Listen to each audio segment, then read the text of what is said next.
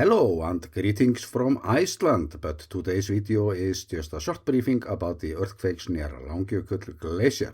But we can see the ice cap on the glacier with the city in the foreground. And I've been getting some questions lately about this, so I did some digging and came up with some information that I know many of you might find interesting.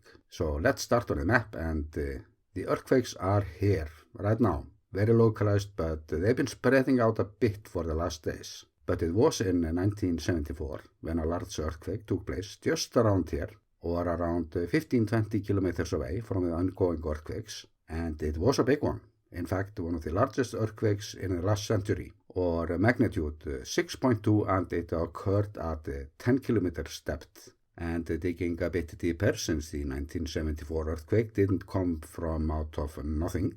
Prior to the big one, there had been an earthquake swarm going on there for 7 months, or since December 1973. And after the big one, in June 74, the earthquakes would continue until December 1974, or according to old newspapers that were my best source in this case. And it was very unusual to have all this unrest before the big one, because earthquakes of this magnitude, they usually come without a warning or at least short notice, but not in this case. And now I have to admit that I'm lacking footage from there. So the B-rolls that I'm showing you are shot just north from the town Borgarnes, overlooking Borgarfjörður to east.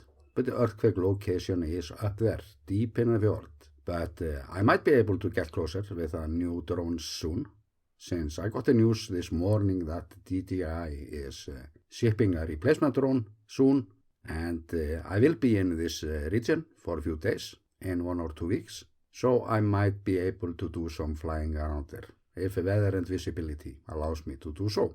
So I'm saying thanks for the donations to my drone and tool fund, but it was a total loss this time. Even the motherboard in the drone was broken. But it was a bit ironic that I crashed into a cemetery during night while I was shooting low-light photos. And I'm leaving a link to some of the photos, the last photos from the drone. But I have a video online on my Icelandic channel that I'm working on.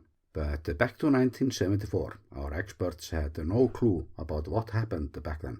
But it was a whole lot of damage, and according to news articles, a new cowshed was seriously damaged, 2-ton milk tank moved, furniture were tossed around, and overall it was bad.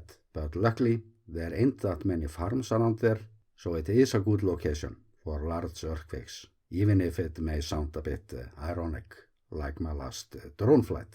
So if we are looking at build up to a new earthquake around there, we don't expect so much damage. But we are of course wondering if the pattern from 1974 is repeating itself in some way. But we don't know. All we know is that this earthquake cycle has been quite long, unusually long, for sure.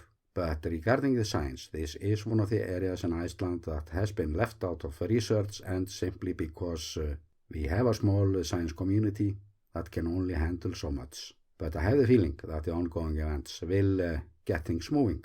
But we are not looking at an eruption around there, although we are close to large sealed volcanoes. So there is no reason to talk this up to that level now.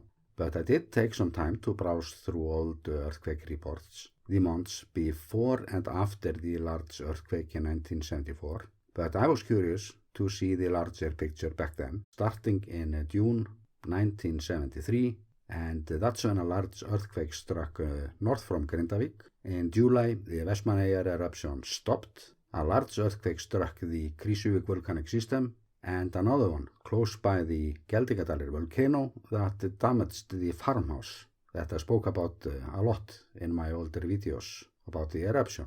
And we see here, in October, Lake Kleifarvatn was shaking, and there was also an earthquake swarm going on in the Langjökull volcanic system that stretches all the way up to Langjökull, where the earthquakes are now. In December, there were earthquakes on the westernmost part of the peninsula, and we saw the first earthquakes near Langjökull in Borgarfjörður, where the big one would go off 6 months later.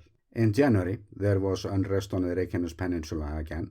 In February, again in the Langjökull system, and in March and April, there was unrest on the westernmost part of the Reykjanes Peninsula, and it was then in May when the Borgarfjörður earthquakes took off full force, or until June when the big one struck, magnitude 6.2.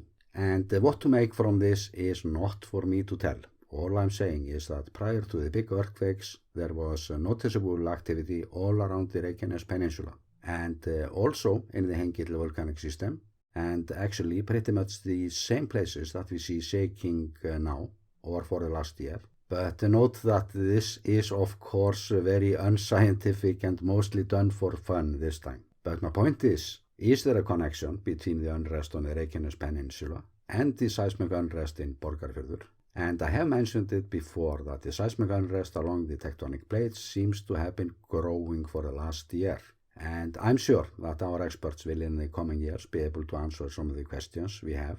But this is, however, the status now. There is more going on under the country than usual, and it would not surprise me if we would see a large earthquake now in 2022. And with that, I'm sending you best regards from the earthquake and the volcano island, Iceland.